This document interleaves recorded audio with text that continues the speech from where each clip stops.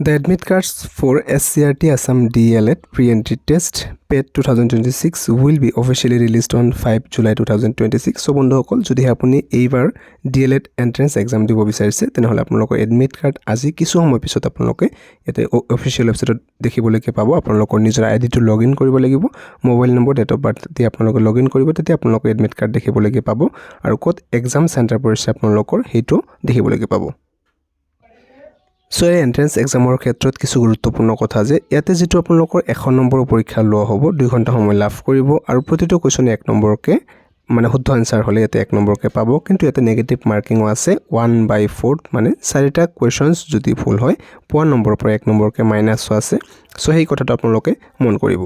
so এটা আপোনালোকৰ general ইংলিশৰ পৰা যেটো 10টা আহিব জেনাৰেল নলেজৰ পৰা 15টা ৰিজনিংৰ পৰা 10টা আহিব বাকি ইয়াৰ পিছত যেটো আপোনালোকৰ সেকশন 2 আছিল ম্যাথছৰ পৰা 15টা আহিব আৰু ইমানো টান ম্যাথছ নাহে আপোনালোকৰ এটো বেস যদি আপোনালোকৰ ক্লিয়াৰ থাকে হেবিলাকে আহিব যেহেতু এটো আপোনালোকৰ ক্লাস 8 লেভেললৈকে আহে তাৰ পিছত আপোনালোকৰ জেনাৰেল সায়েন্স আৰু ইভিএছ ৰ পৰা 15টা কোৱেশ্চন আহিব সোশ্যাল সায়েন্সৰ পৰা 20টা আৰু যেটো লাষ্ট আছে ইম্পৰ্টেন্ট ল্যাঙ্গুৱেজ যদি আপুনি অসমীয়া মিডিয়ামৰ হয় তেনেহলে আপোনালোকৰ এছামিজ টো কৰিব লাগিব বাংলা মিডিয়াম হলে বাংলা বড়ো হলে বড়ো আৰু ইংলিশ মিডিয়ামৰ যদি হয় আপুনি তেনেহলে আপোনাৰ 15 মাৰ্কছৰ হে ইংলিশটো কৰিব লাগিব